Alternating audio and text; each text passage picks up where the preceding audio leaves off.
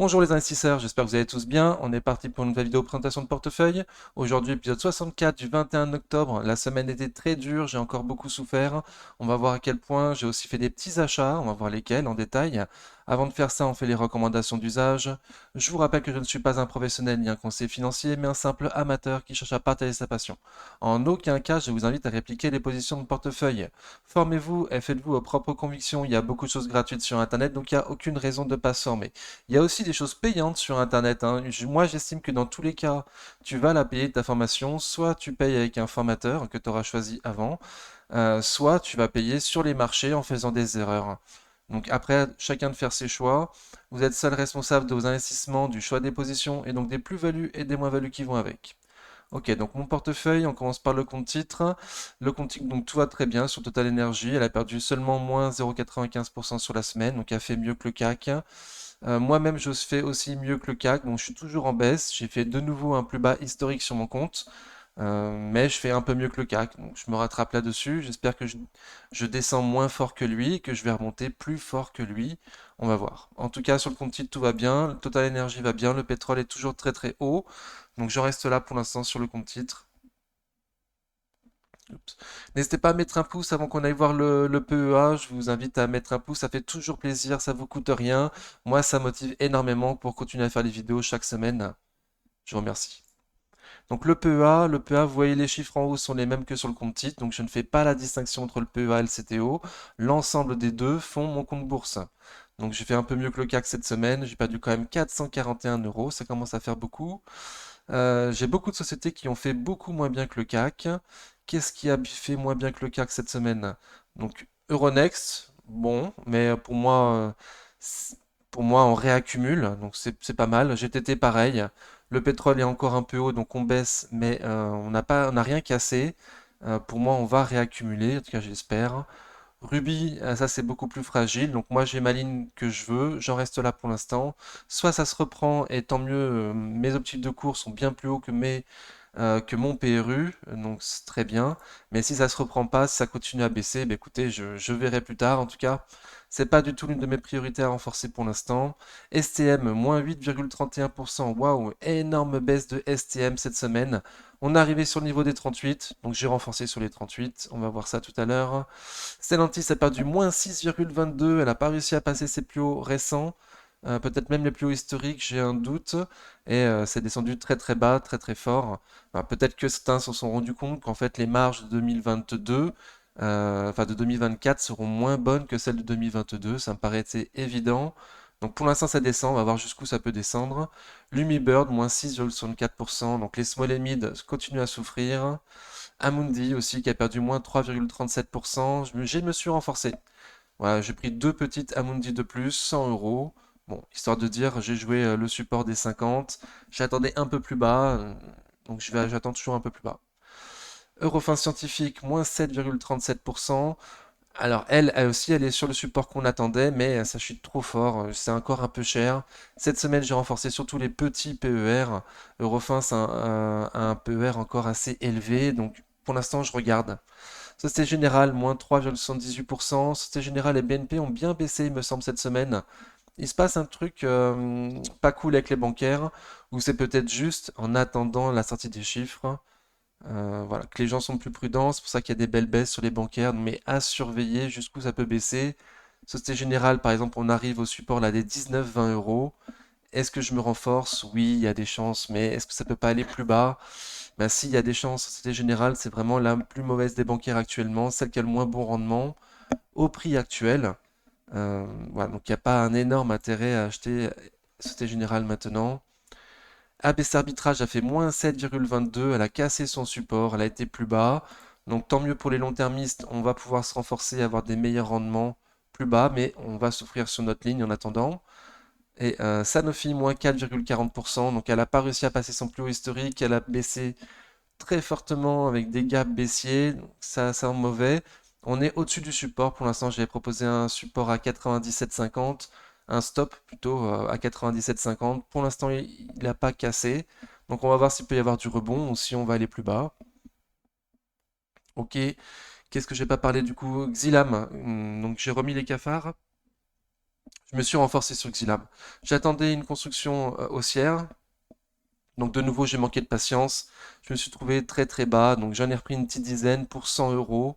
J'ai grandement fait baisser mon PRU pardon, en renforçant seulement de 100 euros. Donc voilà. Et ça continue à monter derrière. Donc pour l'instant, je suis bon. À suivre. Ah, pour l'instant, j'ai bien fait d'acheter Exilam. C'est ça que je veux dire. Mais il n'y a pas de construction haussière. Seul le prix est intéressant pour l'instant. Il y a un petit rebond technique. Mais potentiellement on pourra aller beaucoup plus bas plus tard. Donc j'ai également manqué un peu de patience à voir. Donc voici l'ensemble des ordres que j'ai fait. Alors pas seulement cette semaine, j'ai rajouté ABC arbitrage que j'avais fait la semaine dernière. C'était histoire de montrer les ordres que j'avais fait sur le niveau des 6008-6009. Je vais en rester là pour ce support. Donc la semaine dernière j'avais acheté ABC arbitrage, j'en avais pris pour 100 euros environ. Je voulais avoir un nombre d'actions à 100 pour avoir le compte rond. Bon, bah, j'ai pas eu mes 100 et en plus ça a baissé grandement cette semaine. Donc bon, pas terrible comme achat. Xylem Animation, donc comme je l'ai dit, je vais renforcer. J'ai renforcé tout ça du coup jeudi. Hop, ouais, j'ai renforcé Xylem, pardon, jeudi. Voilà, en me disant que bon, à ce prix-là, quand même, il fallait faire 100% pour revenir à mes objectifs de cours pour 2025. Le prix était quand même pas nul, on a qu'un PER de 10 actuellement, bon c'est pas cher payé, donc j'en ai repris une petite dizaine pour 100 euros de nouveau, ça fait 200 euros, avec ABC Arbitrage Exilam. ST Microelectronics, j'ai pas acheté au point bas, j'ai acheté sur les 38,15, c'est descendu encore plus bas en fin de journée. Bon, donc j'en ai pris pour 200 euros là par contre, et je me réserve le droit du coup de renforcer de nouveau pour 200 ou 300 euros. Un cran plus bas si on y va, on va voir qu'il y a un support un peu plus bas. Amundi, pareil, j'en ai pris pour 100 euros, j'ai pas acheté au plus haut, j'ai pas non plus acheté au plus bas. Voilà, uniquement 100 euros, histoire de dire marquer le coup sur le support des 50 euros avec un PER de nouveau très très faible. J'ai renforcé que les PER très faibles en fait cette semaine, je voulais pas toucher au gros PER. J'ai beaucoup pensé à Eurofins Scientifique par exemple, qui était aussi arrivé sur le support qu'on attendait, mais ça y arrive un peu fort, un peu vite, il n'y a aucun signe de rebond, avec un PER qui est encore relativement élevé. Donc je vais voir, je vais continuer à suivre, voir jusqu'où ça peut aller. Certainement que je vais essayer d'attendre des constructions haussières pour éviter de trop souffrir avec mon cash. Voilà. Donc on passe au fichier Excel. Hop. Alors sur le fichier Excel, pardon, on voit du coup que j'ai rajouté 500 euros le 18 octobre. Que j'ai fait, donc j'en suis à moins 9,50% depuis le début de l'année, donc c'est énorme. J'ai encore perdu moins 1,78% cette semaine, moins 441 euros. Donc ça, c'est ce que vous avez vu sur les slides avec les portefeuilles. Voilà, donc je fais un nouveau plus bas historique de nouveau sur mon compte. Ça fait plusieurs semaines que je souffre. Depuis début août, je suis passé en négatif depuis le début de l'année. Donc ça, c'est pas cool. Je me compare par rapport à trois indices. Donc le CAC fait plus 5,29%. Donc je rattrape un petit peu mon retard, mais je suis quand même très très loin de lui. Le CAC GR, pareil, je suis très très loin de mon objectif du CAC GR. Et par contre, le CAC Mid and Small, bah, on fait la même performance depuis le début de l'année, à moins 9,50% tous les deux. Donc il a plus baissé que moi cette semaine. Et je vous rappelle que j'ai commencé l'année avec 70% de mid and small et il me semble 50% rien que de small. Donc j'ai grandement renforcé les bigs cette année, histoire d'avoir un fond de portefeuille plus solide, moins volatile. Voilà, je vais espérer que mes achats faits cette année vont grandement remonter. Donc j'ai très très peu de liquidité actuellement. Donc pour rappel, là c'est ma liquidité que j'ai prévue uniquement pour la bourse. J'ai quand même un peu d'épargne de précaution à côté. J'en suis plus ou moins à 15%, il me semble, de liquidité en tout. Si je compte mon épargne de précaution, mais mon épargne de précaution à la base, c'était pas forcément prévu pour la bourse. S'il y a un crack, j'utiliserai bien évidemment. Si on va plus bas, je continuerai à renforcer mes lignes plus bas, j'utiliserai mon épargne de précaution. Mais voilà, dans ma gestion, dans ce que j'avais préparé, c'est pas prévu. Donc j'aime pas ça. Je préfère prévoir les choses et suivre mes plans. Voilà, donc je suivrai mes plans en renforçant les sociétés au prix qui m'intéresse, mais j'ai pas respecté mon plan dans le sens où j'ai pas respecté ma liquidité. Voilà, je compte sur mon épargne de précaution alors que normalement je devrais pas. Ça devrait être deux comptes bien séparés, bien distincts. Donc je vais essayer d'améliorer ça pour les années à venir, avoir une marge de sécurité avec mon cash uniquement dédié à la bourse. Ok, donc mon tableau par rapport aux dividendes, donc ils sont classés par rendement. J'ai une stratégie 50% dividendes, 50% spécu croissance. Pour l'instant, je me tiens bien aux 50%, donc très très bien. J'ai un objectif de rendement d'environ 5%, là j'en suis à 3,90. Et je me suis compté du coup combien je touchais de dividendes par jour. Voilà, il n'y a pas un grand intérêt, on est bien d'accord, c'est juste à titre informatif. Donc quand même, avec les 866 euros de dividendes que je touche environ 2,37 € par jour de dividendes. Voilà, c'est un début de rentier. Je peux m'acheter 2 baguettes par jour avec ma rente. Donc super. Ça m'intéresserait de savoir vous combien vous touchez de dividendes par jour.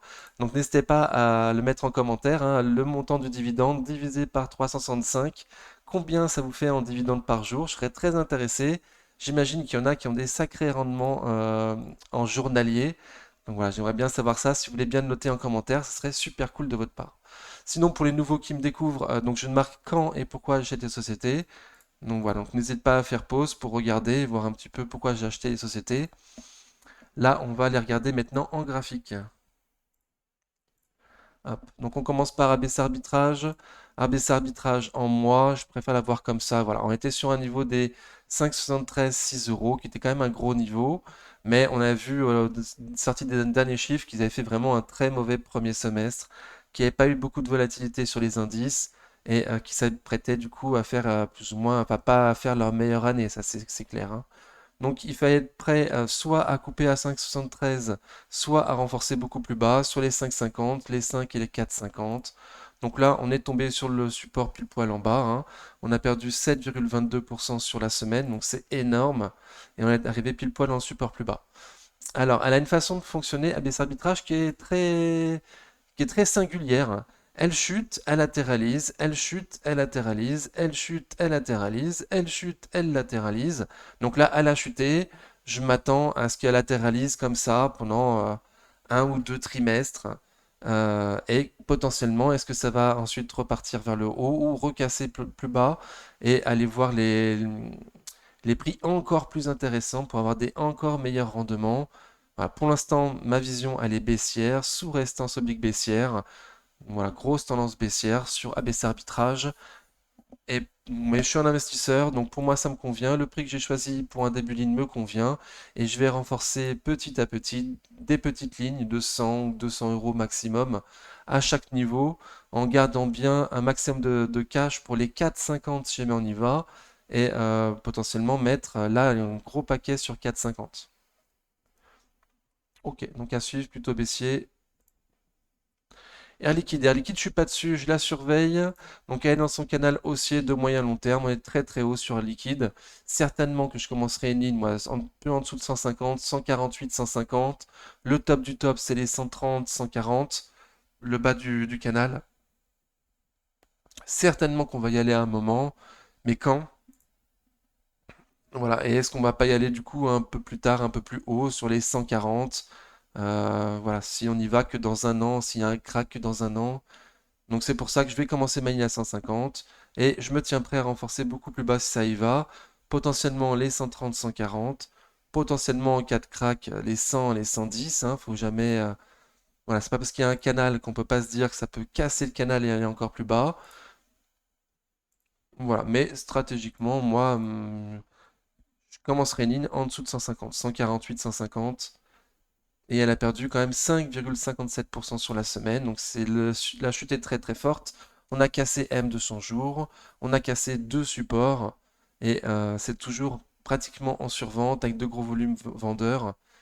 Voilà, les 150, j'y crois pour l'instant. À voir les chiffres également le 25 octobre, on va voir ce que ça y fait. Si c'est agréablement pris par le marché, ça rebondit ou si ça continue à baisser. Voilà. Et les plus prudents attendront des rebonds. Amundi. Donc Amundi, je me suis renforcé dessus. D'ailleurs, je vous ai peut-être pas si je vous ai montré mes ordres, pardon. Donc elle a perdu 3,37% sur la semaine. On est sur le support des 50, 52 euros. Moi, je vous avais dit que j'attendais plutôt 48-50 euros. Mes 20% de marge de sécurité m'auraient demandé d'attendre 48 euros, pardon. Donc, j'ai pas respecté mon plan non plus à ce niveau-là, au niveau de ma marge de sécurité. Ouais, mais je prévois du cash pour renforcer beaucoup plus fort si on va sur 42-45 pour grandement faire baisser mon PRU. Donc auparavant j'avais un PRU à 58,30 €, là je suis passé à 57 euros avec seulement 100 euros d'achat. Voilà, donc je suis plus ou moins content de mon achat pour l'instant. Je m'attends à ce que ça puisse descendre plus bas. Bon, mais le PER est vraiment très très faible, donc je ne serais pas non plus hyper surpris si ça remontait, quoi. Le PER étant très très faible, ça va dépendre des indices, certainement, ça va dépendre des indices et de la publication qu'il va y avoir le 27 octobre. Voilà, donc j'ai joué le support un petit peu en manquant de patience, mais sur une reprise de belle qualité et en visant des petits PER. C'est comme ça que je me le justifie. BNP Paribas. Donc BNP Paribas, elle a perdu 3,6% sur la semaine. Donc ce que je vous disais en regardant Société Générale, c'est que Société Générale et BNP ont beaucoup baissé. Crédit Agricole se tient mieux. Donc certainement que ça attend les chiffres ou que certaines personnes savent que les chiffres seront moins bons et c'est pour ça que ça baisse. Donc à voir jusqu'où ça peut aller. Euh, Moi, mes 20% de marge de sécurité me demandent d'attendre 52,80 € pour commencer une ligne. Sincèrement, si on va en dessous des 53, il y a des chances que moi je commence une ligne quand même. J'aurai les trois bancaires, mais au moins je les suivrai pas toutes les semaines en portefeuille pour rien. Voilà, j'aurai les trois bancaires. Et c'est général. Donc on a fini sur BNP, hein. Ça baisse, il y a les chiffres bientôt, voir jusqu'où ça peut baisser. Et c'est tellement qu'il va se passer quelque chose au niveau des chiffres. Mais est-ce que ce sera baissier ou est-ce que ça va remonter? Bon. Et même si ça remonte, on va se casser la tête, c'est tellement sous AM200 jours. En tout cas, moi, j'ai pas l'information de pourquoi ça baisse les bancaires. Une peur de la récession, une peur euh, de faillite d'entreprise qui pèserait sur le cours des bancaires, oui.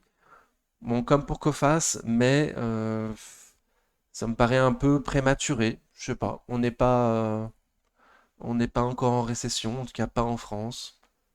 Hmm. Bon, donc certainement que ça baisse à cause de ça, hein, que des problèmes euh, économiques à venir qui sont anticipés, certainement que c'est à cause de ça, voilà, mais pas de certitude. Donc en dessous de 53 euros, potentiellement, en début de ligne, il y aura un super rendement déjà à ce prix-là. Donc pas sûr non plus qu'on passe en dessous des 54,50, hein, 54 euros, pardon. Il y a un support sur les 54.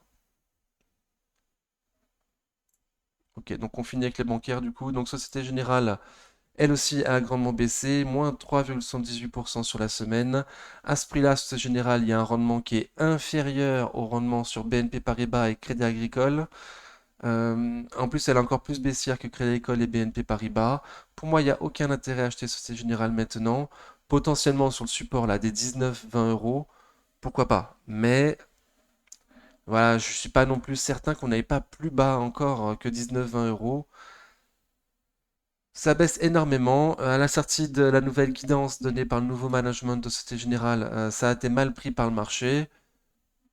Je reste sur Société Générale malgré tout. Je reste sur Société Générale malgré tout pour viser la remontada. En tout cas, j'ai pas envie de vendre maintenant, alors qu'il y a un grand rendement. Il y a un bon rendement. Voilà, mais c'est peut-être une erreur. C'est certainement une erreur. Je sais pas du tout jusqu'où ça peut aller. Si ça casse les 19-20 euros, franchement. Ça aurait été une erreur. Je l'ai vu baisser depuis le début. J'étais encore en positif. Si on compte le dividende, j'aurais pu casser sans trop perdre. Là, je suis en train de perdre. Donc je garde. Pour l'instant, je veux pas vendre. Mais même si j'estime que c'est la plus mauvaise des bancaires, voilà. Bon. Donc à suivre. 19-20 euros, prochain support. Pour l'instant, c'est extrêmement baissier. Elle a baissé avant les autres. Peut-être qu'elle s'arrêtera avant les autres, du coup. Peut-être qu'elle va aller plus bas que les autres. Crédit Agricole, la troisième bancaire française, donc elle perd seulement 1,58% sur la semaine. Donc c'est elle qui se tient le mieux cette semaine, encore une fois. Elle est encore au-dessus des M200 jours. Il me semble que c'est plus le cas pour BNP. Ah oui, BNP, elle a cassé. Et ce général aussi, largement, il y a longtemps, oui. Ok, donc Crédit Agricole s'en sort très très bien. On est encore au-dessus des M200 jours, mais ça baisse comme les autres. Voilà, RSI en dessous de 50, donc il n'y a plus de force. Et les chiffres le 8 novembre, donc c'est elle qui publie le en dernier Crédit Agricole. Donc peut-être que les bonnes publications des autres bancaires vont la faire remonter ou la faire descendre. Pour moi, il faut attendre en dessous des 10 euros pour commencer une ligne sur Crédit Agricole pour avoir les 20% de marge de sécurité. Voilà, moi c'est ce que j'ai fait et du coup je me renforce seulement en bas, en dessous de mon PRU, voir jusqu'où ça peut aller. Les bancaires, ça peut aller descendre vraiment très très bas s'il y a une crise, donc faut pas être trop exposé non plus. Équassence, moins 1,68% sur la semaine. Donc la chute continue, on est dans le support. On a cassé hop, le support oblique haussier de long terme. Ok, pas cool. Donc il reste les niveaux horizontaux là sur lesquels on est. Les 60-64 euros, oui. Un peu plus bas, il y aura la mèche à 58 euros. Et le support encore plus bas des 48, 45-50 euros. Voilà. Jusqu'où on peut aller, aucune idée. Les prix, moi, me semblent bleu rond intéressant avec mes 20% de marge de sécurité à 60 euros sur Equasens. Donc pour l'instant, on est un peu encore au-dessus. Voilà, c'est pas un petit PER Equasens, c'est encore un gros PER. Donc je vais attendre de voir jusqu'où ça peut aller. Voilà, à ces prix-là, ça me semble intéressant pour l'investisseur de long terme, mais il ne faut pas oublier la vision long terme et qu'on peut aller beaucoup plus bas si les indices continuent à chuter. Donc attention, prudence. Eurofin scientifique, moins 7,37% sur la semaine. Donc on est arrivé sur le support oblique de long terme. Oui, c'est ça. Pour l'instant, il me semble qu'on n'a pas cassé, hein. Non, elle est tombée pile poil dessus. Ok. À 46 euros, on est pile poil dessus. Donc, qu'est-ce que ça va faire la semaine prochaine? Est-ce que ça va rebondir? Est-ce que ça va casser? Personnellement, j'en sais rien. On est en dessous des 20% de marge de sécurité, en dessous des 48 euros. Donc, potentiellement un début de ligne pour l'investisseur de long terme qui est prêt à souffrir si on va beaucoup plus bas. Voilà, pour l'instant, c'est extrêmement baissier. Donc, je l'ai vu. J'ai hésité fortement à renforcer, mais je ne l'ai pas fait parce que je trouvais que ça descendait vraiment très fort et que le PER était de nouveau encore relativement élevé. Voilà, je me dis qu'il y a encore de la marge pour aller plus bas, potentiellement, quoi. Mais super, non, mais sinon, super niveau graphique pour un long-termiste, en dessous des prix qui semblent intéressants pour un début de ligne. Euronext, moins 3,22% sur la semaine. Waouh. Donc on consolide. On a été sur le support des 61,8 là, le jeudi 19 octobre. On est bien remonté, mais le lendemain ça a de nouveau chuté. Donc on a comblé le gap. On est toujours au-dessus des 61,8 de Fibo. Si ça casse, bon, ben, on va aller voir le plus bas, hein, 64 euros. Le bas de l'ancien support, je pense. Ça distribue et réussit en dessous de 50. Bon, je l'espérais plus défensif que ça n'a pas été le cas. Ça n'a pas été le cas du tout. Prochain chiffre, le 8 novembre. Donc le trimestre n'a pas été hyper volatile sur les indices. Euh, donc certainement, en plus, comparé à l'année dernière, certainement, comparé à l'année dernière, les chiffres seront moins bons Euronext cette année en 2023 qu'en 2022.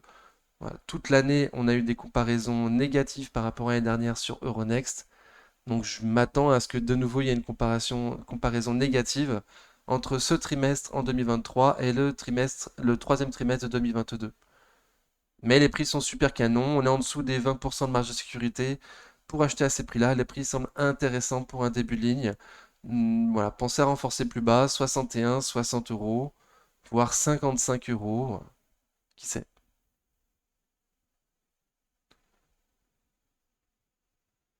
Ouais. Donc on est pratiquement au prix du Covid, quoi. On a un prix au prix de la crise Covid. Les prix me semblent intéressants. Jusqu'où on peut aller, au plus bas, sincèrement aucune idée, hein. Mais plus haut, il y a aussi de la marge, hein. Il y a beaucoup de marge pour aller plus haut. La qualité de l'entreprise me fait penser qu'on retournera beaucoup plus haut plus tard. Donc je patiente. En souffrance. Ah non, pas sur Euronext d'ailleurs. Euronext, je suis pas en souffrance. On est toujours au-dessus de mon PRU. Ok, très bien. GTT, elle a fait moins 3,57% sur la semaine, mais elle a rien cassé. Elle a rien cassé, on est toujours dans les 117, 120. On est au-dessus des 23,6 de Fibonacci de la grande hausse. Donc pour l'instant, la consolidation est bien. Voilà, on fait des plus bas plus haut que les précédents. On fait des plus hauts que les précédents. Donc tout va bien pour l'instant. Faut pas casser là les 112. Bah, ce serait chiant. Ce serait graphiquement mauvais signe, mais on pourrait aller voir quoi, les 107. Ah, il me semble qu'il y aura du monde entre 107 et 112 si on y va. Il y a une bonne visibilité sur le carnet de commandes de GTT, c'est une très très belle valeur. Hop, en mois, pardon. Donc voilà, on voit bien qu'on est toujours en très belle tendance haussière sur GTT, avec un RSI toujours très fort, ça distribue pas. Pour moi, c'est une belle tendance. Donc là, les -3, bon, j'entends pas trop grand compte, quoi, hein. Et prochain chiffre, le 25 octobre, tout le monde attend les chiffres. Ces temps-ci, il y a des sociétés qu'on attendait bien, qui ont déçu le marché. Bref, à chaque fois qu'une entreprise a déçu le marché ces dernières semaines, il se prenait une grosse claque. Donc j'imagine que tout le monde est un peu prudent et tout le monde attend un petit peu pour commencer des lignes. Et, attend la sortie des chiffres en tout cas pour commencer des lignes. C'est beaucoup plus Secure. Ok. Kering. Alors, Kering, elle aussi, ça baisse fort, ça baisse fort. On est dans un support là, des 380-400 euros. Voilà, on a 403 euros, ça continue à baisser. Les chiffres, le 24 octobre. On est en dessous des 20% de marge de sécurité que j'attends sur la chaîne, donc très très bien. Mais ça continue à baisser. En RSI très très très faible. Voilà, de nouveau, on attend les chiffres avant de voir quoi que ce soit. Alors, moins 0,98% seulement cette semaine, donc elle fait mieux que le CAC. À ce prix-là, on est en dessous de mes 20% de marge de sécurité. À ce prix-là, on a des prix intéressants. Mais potentiellement, ne pas oublier qu'on peut aller sur les 350, voire les 300 euros. On ne sait jamais jusqu'où on peut aller au plus bas. Donc, privilégiez plutôt des rebonds. Les chasseurs de points bas, comme moi, ils souffrent. L'Oréal, je suis pas dessus, mais je la suis parce qu'elle m'intéresse beaucoup. Elle a perdu moins 1,14% sur la semaine. Donc et ça aussi, il me semble que c'est mieux que le CAC. Oui, c'est mieux que le CAC, mais elle est toujours dans son canal baissier. Donc on a été touché le bas du canal baissier après les chiffres et on est remonté. Donc les chiffres étaient bons sur L'Oréal, les chiffres étaient très très très bons, hein. Par contre, c'est trop cher, quoi. L'Oréal est encore à un PER de 30, c'est trop trop trop trop cher. Moi, mes 20% de marge de sécurité me demanderont d'attendre 312. Bon, et pour les moins prudents, il y aura les 370 comme premier support, les 350 euros. Voilà, c'est un support de long terme, il me semble. Il y a un support de moyen terme qui passe sur les 350 et le support de long terme est plutôt entre 250 et 300 euros. Donc voilà, donc on peut descendre beaucoup beaucoup plus bas sur L'Oréal. Attention, à ce prix-là, on est très très cher. Lumibird, donc elle, je suis dessus. Par contre, donc tendance baissière sur Lumibird. Une small cap. Les smalls sont pas recherchés du tout. Donc pour l'instant, je patiente. Elle a perdu moins 6,64% sur la semaine. Donc c'est énorme. Énorme baisse. On est en plein dans le support là. 13,30, 13,50. J'avais dit récemment que pour moi, bon, valait mieux attendre les 12 du coup, hein. Le gros support. Tant que le CAC Small baisse énormément comme ça, il n'y a pas d'intérêt de rentrer. On rentre à contre-courant du cash. Et si ça va en cas de crack, on peut descendre à 8, 9 euros. Donc on est encore assez haut, quoi. Relativement haut. Après, quand tout va se reprendre, quand le CAC se reprendra, quand la confiance reprendra, certainement que ça pourra aller beaucoup plus haut. Mais pour l'instant, on va suivre jusqu'où ça peut aller à la baisse. Prochain chiffre le 24 octobre, à voir si ils font plaisir ou pas au marché. LVMH, alors moins, plus 0,51% sur la semaine, très très bien. Très très bien, donc comme Kering, ça fait mieux que le CAC, on latéralise. Donc elle, il y a eu les chiffres. Il y a eu les chiffres, c'est la première qui a sorti ces chiffres. Ils ont déçu le marché, on a eu un gap baissier, on est descendu plus bas. Mais le marché était très dur, quoi. Le marché était très dur. Donc bon, potentiellement support plus bas, là, les 650, 640, 655 euros. Le support plus bas. Il y a un gap à combler à 628,50 euros. Moi, mes 20% de marge de sécurité me demanderaient d'attendre 640, même si j'ai commencé beaucoup plus haut. Voilà, donc jusqu'où ça peut descendre plus bas, aucune idée. Ça va dépendre du marché, certainement. À ce prix-là, il y a encore un PER assez élevé. Un PER assez élevé, mais qui se vaut largement vu la qualité du management de l'entreprise, des actifs de l'entreprise. Voilà, donc, mais bon, on est quand même. Il y a de la marge pour aller au sud. Il y a toujours de la marge pour aller au sud. Le support oblique haussier de long terme, il passe sur les 450 euros. Donc voilà, donc il y a encore moyen de baisser de 50%, hein. On peut jamais savoir jusqu'où on peut baisser, bon 40%. On peut jamais savoir jusqu'où ça peut baisser, donc attention à vous. Prochain support, 640, 650.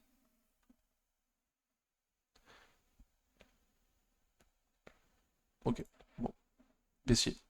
Métropole TV, elle aussi dans un canal baissier. Elle a gagné 0,42% sur la semaine. Zut. Donc elle m'embête parce qu'elle descend pas trop vite. C'est elle que j'ai le plus envie de renforcer pour augmenter ma taille de mes dividendes et faire baisser mon PRU. Euh, mais elle descend pas vite quoi. Donc bon. Elle est dans un canal baissier, sous une résistance oblique baissière. On n'a pas réussi à passer la résistance oblique baissière. Donc très bien. Pour moi, la tendance baissière va continuer, je l'espère. Sortie des chiffres le 24 octobre. À ces prix-là, on n'a pas du tout de marge de sécurité. On est légèrement au-dessus de mes objectifs de cours, hein. Donc voilà, donc je peux m'être trompé sur les objectifs de cours, hein. Mais au moins au niveau du graphique, on voit bien, hop, que régulièrement, voilà, on va dans le bas de son range de long terme. Les 10, entre 12 et 10, voilà, des débuts de ligne. Et des renforts plutôt plus proches de 9,30 quoi. Ok. Donc j'espère que ça va baisser fortement, que je puisse me renforcer fortement, métropole. Et fondamentalement, voilà, ce serait normal de descendre encore, quoi. Elle se paye un peu cher par rapport à ses fondamentaux de mon point de vue. Orange, donc Orange, là, surtout depuis le Covid. Depuis le Covid, a fait un range entre 9 et 11,80.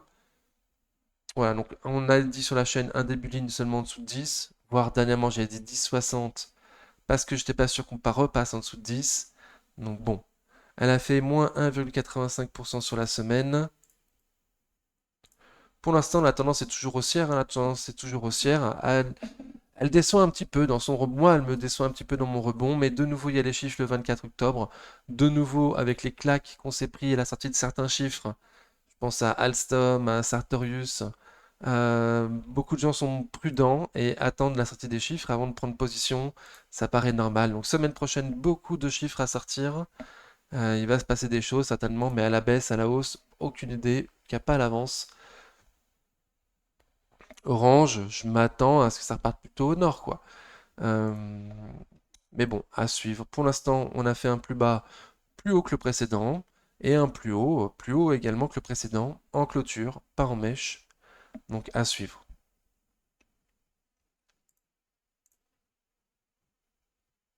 Moi j'aime bien Orange, mais j'avoue qu'il y a l'État au capital, donc c'est pas moindre risque. Et dans la consolidation, on est toujours au-dessus des 61,8 de Fibo. Donc c'est pas comme GTT où on reste au-dessus des 23,6 de Fibo, là c'est beaucoup plus joli. Là Orange, on a été tester les dernières limites quoi, à 10,71. Faudrait pas casser les 10,71 quoi. Et qui va se confondre maintenant avec AM 200 jours. Si c'est le cas, on retournera certainement sur les 10, 10,50. Pernod Ricard, donc Pernod Ricard, je suis pas dessus, elle a fait plus 5,63% sur la semaine. Donc elle a sorti ses chiffres et elle a sorti des chiffres, ça a bien plu aux actionnaires, aux investisseurs, donc très très très bien. Ça a très très bien performé depuis 2 jours. Ok, donc Laurent Albi, on a proposé un trade. Pour l'investisseur, le prix paraît pas nul non plus. On n'a pas encore les 20% de marge de sécurité à 155 euros, mais on n'est pas très très loin. De nouveau, ce serait qu'un début de ligne. Alors à 155 euros, c'est les 20% de marge de sécurité par rapport à 2025 et les 194 euros visés. Et pour 2024, je visais seulement 180 euros. Donc ce qui fait un petit de cours avec les 20% de marge de sécurité à 144 euros. Ok, donc j'attendais fortement le support des 150 euros. Vu que les chiffres ont bien plu et que ça a bien monté à la sortie des chiffres, euh, je m'attends à ce que ça puisse continuer, mais je remarque malgré tout qu'avec la grande hausse, gros volume et RSI au-dessus de 50 sur 19 octobre, donc c'est déjà très très bien, hein, comme indicateur technique pour dire qu'une hausse peut être durable. Moi, ce qui me dérange un peu, c'est qu'il n'y a pas eu d'accumulation, quoi. Les gros sont pas rentrés dessus, donc à suivre.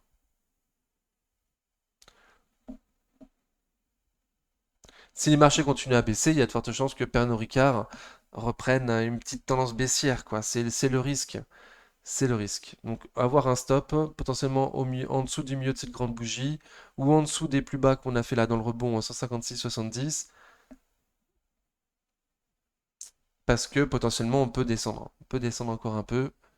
Voilà. Mais le prix semble pas trop mal. Rewall Merdia, elle a fait moins 0,63% sur la semaine. Hop. Donc elle a cassé sa résistance au big baissière, mais il n'y a pas de gros rebond, hein. Il n'y a pas de gros volume avec des grosses bougies qui font remonter le cours et les bandes de Bollinger. Non, ça continue, ça latéralise avec les Bollinger qui sont vachement resserrés. RSI toujours en dessous de 50, mais parfois il y a du volume. Donc les prix sont intéressants sur mon média. Les prix pour du long terme me semblent intéressants. Mais attention, moi j'ai prévenu qu'on pouvait encore aller plus bas là. La reste, le support oblique haussier, pardon, est encore à 15% en dessous. Voilà, et on peut même le casser, hein, tout est possible. Voilà, mais le prix fondamentalement semble très intéressant. Moi, mes 20% de marge de sécurité me disent d'acheter seulement en dessous des 5,36 €. Donc là, on est à 3 euros. Donc fondamentalement, on semble à un très très bon prix actuellement. Mais le marché n'en veut pas. Potentiellement, il peut ne pas en vouloir pendant des années et des années. Donc les plus prudents, les meilleurs investisseurs attendront un rebond pour entrer dans une tendance haussière. Pour l'instant, ça latéralise, voilà, à un prix super, mais il n'y a aucun rebond technique. Même pas un petit rebond, quoi. Enfin, un chouïa de rebond, quoi. Bon, c'est nul. Ok, donc à suivre. À suivre. Les bonnes jeux resserrés, il va se passer quelque chose, mais dans quel sens? Paris pour le bas pour l'instant. Ruby, moins 3,40% sur la semaine, donc elle fait moins bien que le CAC. Alors Ruby, très fragile, très fragile. J'ai dit que j'en restais là sur ma ligne. Mon PRU à moi, il est en dessous des 20% de marge de sécurité, donc je vais en rester là. Soit j'ai raison dans le PER que j'ai choisi sur Ruby, et elle va remonter, et tant mieux pour moi. J'aurai un bon rendement avec une valeur en belle plus-value, ou soit ça continue à baisser. Donc je vais la continuer à la surveiller en étant dessus, en profitant du bon dividende. Mais c'est très fragile, donc je vais pas aller plus loin que 1000 euros. J'ai déjà 1000 euros dessus, j'en reste là. On a fait un nouveau plus bas récent. Donc c'est typique des sociétés qui font des plus bas récents. C'est extrêmement baissier, quoi. Ça fait de nouveaux plus bas récents. Je m'attends à ce que dans l'avenir, ça fasse de nouveaux plus bas récents. Jusqu'à ce que ça me contredise et que ça fasse un... Mais là, on le verra, quoi. Il y aura des grandes bougies, du grand volume pour faire repartir au nord. Pour l'instant, c'est extrêmement baissier. On est à 8 mois du dividende. C'est qu'en juin, ouais, c'est ça. Donc on a 8 mois du dividende. Donc bon. À ce prix-là, le prix paraît canon, comme Reworld Media, mais ça peut rester canon très très bas très longtemps. Pour l'instant, il n'y a rien. Ça fait que baissier. On a fait un nouveau plus bas récent. Prochain support. Hop. Prochain support, les 19-20 euros. Sanofi, aïe, ça a cassé. Donc moins 4,40% sur la semaine. Les chiffres sortiront pardon, le 27 octobre. On a vu plusieurs sociétés pharmaceutiques qui ont sorti des mauvais chiffres, ou de santé, secteur santé en tout cas. Je pense à Satoshi Steady, mais il me semble qu'il y en a eu d'autres. Donc voilà, donc tout le monde est un peu prudent, encore plus sur les secteurs des entreprises qui ont grandement souffert. Donc là, comme la santé. Donc on a été chercher les 50% de Fibonacci de la grande hausse dans cette baisse, dans cette énorme baisse avec deux énormes gaps d'affilée, baissiers. Donc pas cool, même trois gaps baissiers. Euh, Bon, on est toujours au-dessus du support. J'avais dit support 97,50. C'est potentiellement ceux qui rentraient dans la montée là en espérant que ça passe de nouveau plus historique. Pouvez la prendre avec un stop en dessous des 97,50. Moi, mes optifs de cours avec 20% de marge de sécurité me disent d'attendre 90 euros. Donc, moi, il y a des chances que je respecte pas mon stop. Il y a des chances que je respecte pas mon stop. Pour l'instant, enfin, je l'avais prise en société tendance haussière pour qu'elle me fasse surperformer le CAC. et en même temps augmenter la taille de mes positions en secteur santé parce que j'en ai très très peu. Mais bon, donc pour l'instant la tendance haussière elle est un peu cassée quoi. Elle est un peu cassée, alors pas totalement hein, tant qu'on n'a pas cassé les 92 euros. Bon, on peut toujours estimer qu'on a tendance haussière, hein, mais c'est fragile quoi. Ça s'est fragilisé un petit peu à la sortie des chiffres. Malgré qu'il y a des news intéressantes. Bon. Donc je m'attends à ce que ça puisse aller plus bas. Écoutez, en dessous des 97,50 €, ça serait vraiment très embêtant. Peut-être même qu'il y aura une accélération baissière si on passe à 97,50. Encore plus si on casse la M200 jours. Donc à voir ce que ça fait. Donc Sanofi, en gros, on est en tendance baissière. Pour l'instant, on est encore à des prix trop hauts par rapport à mes 20% de marge de sécurité. Euh, voilà, les plus prudents attendront plus bas, quoi. On ne sait pas pour combien de temps le CAC va continuer à baisser. Société Générale, donc on l'a déjà vu tout à l'heure, je passe. Stellantis, alors Stellantis, moins 6,22%. Waouh! Énorme, de nouveau, on dirait le small cap. Eh bien, donc on a assez buté là sur les plus hauts historiques, sur Stellantis, non, plus hauts récents, pardon. Les plus hauts récents, et on a perdu moins 6%, donc c'est énorme. On a cassé l'intégralité de la hausse, on a été revoir les 100% de la hausse, donc on a retracé l'intégralité de cette magnifique hausse. Ok, dommage. Dommage, là on est dans un support. 17,50, 17,70, le support. Ouais, c'était un plus haut de mars 2023. Donc jusqu'où on peut descendre de nouveau, aucune idée. La Bollinger inférieure s'ouvre, potentiellement laisser le cours descendre plus bas, potentiellement tester M200 jours. Les chiffres le 31 octobre de nouveau. Donc il faudra mieux être patient avant la sortie de ces chiffres. Et moi j'avais dit en dessous de 15 pour un début de ligne, avec mes 20% de marge de sécurité. Alors certes, je prends un PER très très très très faible de 3 uniquement sur Stellantis, mais voilà, vu comment c'est cyclique, il me semble plus intéressant de commencer sa ligne minimum en dessous de 15 comme moi, mais les 20% de ma sécurité que j'ai pris donnent plutôt 12,50. 12,50 c'était aussi un niveau dont on avait parlé sur la chaîne l'année dernière, où on était dessus. Donc voilà, potentiellement on est trop haut sur Stellantis, potentiellement on est trop haut. Potentiellement si les multiples de valorisation sur les sociétés d'automobiles s'améliorent, on peut aller voir beaucoup beaucoup plus bas. Mais avec Tesla comme nouvel acteur, avec les Chinois qui arrivent avec de très très très très bons produits à des prix beaucoup plus intéressants, ça me paraît un peu audacieux de viser plus haut quoi. Voilà. Mais il en faut de l'audace. Mon canal de long terme passe plutôt vers les 14,15 € actuellement. Je m'attends à une baisse. STM, donc je l'ai renforcé. Hop. Donc on avait visé, enfin j'ai visé le niveau des 38 dont je vous ai parlé longtemps. Un niveau très très important. Après, je garde à l'esprit que le support oblique, il passe plutôt actuellement vers les 36, 35-36. Donc ne pas oublier de renforcer si on va à ce niveau-là. Ne pas oublier également qu'on peut descendre encore beaucoup plus bas, hein, sur les 30, les 27, en cas de crack, voire les 15, qui sait. On était à 14 € lors du précédent crack. 13,73. Voilà, donc on peut toujours avoir beaucoup d'espace au sud, mais fondamentalement, il me semble qu'il y a quand même de l'espace au nord également, hein. Je vise un PER uniquement de 12 sur STM et je trouve un prix juste à 51 euros. Donc là, à 37 euros, on a plus de 50, on a 50%, non? Combien? 40%? 40%, oui. On a 40% de mes objectifs de cours. Voilà, donc je vais continuer à me renforcer plus bas.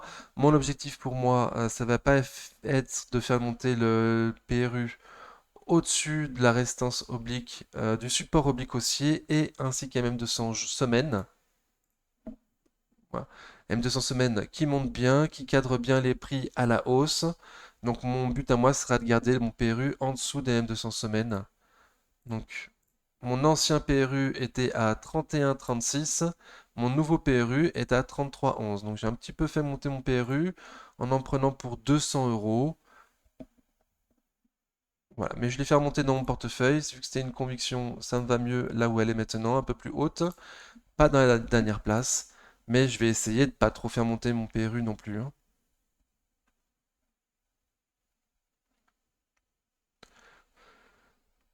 Donc énorme baisse, moins 8,31%, c'est vraiment énorme.